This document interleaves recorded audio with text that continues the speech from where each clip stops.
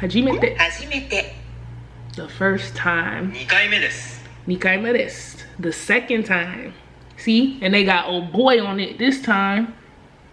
2回目です Nikaime desu. One more time. 2回目です Nikaime desu.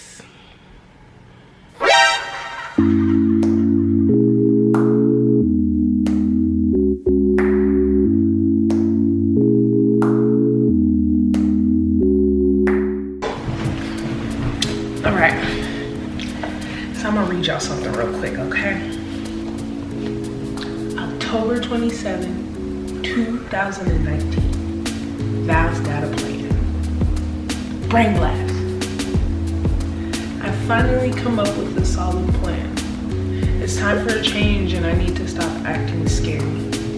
I am from this day forward going to be taking and making steps every day that'll help me achieve my goal of living in Japan by this time next year. And I've done it. So I have gotten a job overseas in Japan, and I figured now is the best time to learn a whole new other language. So if you are interested in learning Japanese, which is very common nowadays, people are interested in learning this language for pop culture, for career opportunities, or even for just a spouse. So if you fall under any of those categories, or if you're just simply interested in the language itself, then stick around and see what I got, because I think they're pretty solid tips. Step number 1, in my opinion, is learning Hiragana and Katakana. These are 2 out of the 3 alphabets in the Japanese writing system. So Hiragana is more curved. You've seen it, it's more curved, and then the katakana is more straight line, straight edged. And then katakana is also more so used for foreign words such as sandwich, that's an American word, or hamburger, that's an American word. So things like that, that's where you'll see katakana as opposed to hiragana. The third system is kanji, but don't even start that yet. That's a complication within itself. Okay, next we have media consumption. This one is my favorite because I did study film and media. Okay. But with this one, you can use things such as podcasts, YouTube channels, TV shows such as Terrace House, or anime, manga, novels, things like that. Just all kinds of medias you would consume in American culture, just do it in the Japanese language. And this is a good way to do it because you're able to pick up how to interact socially in Japanese, because if you're just learning from a book, it's not going to be as conversational as you would think. So this way, I believe, is the best way to do it with media consumption without having to be in the country. Okay, for this third one it's the 1,000-word list. So a lot of people recommend doing this when they study any language, and what it is a list of 1,000 most common words used in that language. So typically what people do is they find a generic list already made, that they already found made online. But I figured I'd take it another step further, especially since I was already consuming media, to make my own list.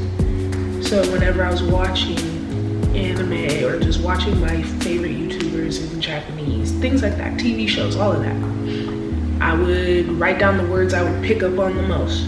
And this is when the alphabet came into play too. It was really helpful because I was able to hear the syllables and things like that.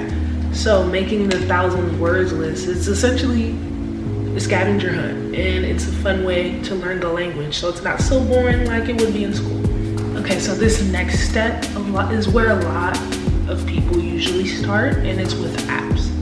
So you have your apps like Duolingo, Wusu, Rosetta Stone, Lingo Deer, Hiragana, Katakana. So those are ones more specific to Japanese, learning Japanese. They also can be used for other languages as well. But these apps are especially useful for when you're on the go because you can have it on your phone. And it's just a good way to switch up the learning process. Another good thing about apps is that you can use different ones for different skills. For example, I use Busuu mainly for Hiragana and Katakana, because the way the app was structured, it made it really easy for me to copy down and learn it that way. Right now I'm really using Rosetta Stone to pick up language socially. And yeah, so you just kind of pick and choose and use which one is best for you. Okay, so the last tip and the main reason why I did this video is move to Japan. So the best way to learn any language is to submerge yourself in that culture. And that's what I'm gonna do. So as I read in the beginning, I've been determined to get to Japan, and I found a way.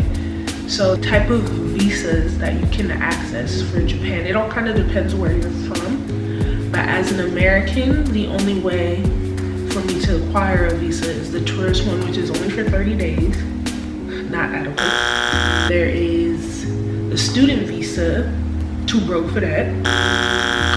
And then there is a work visa.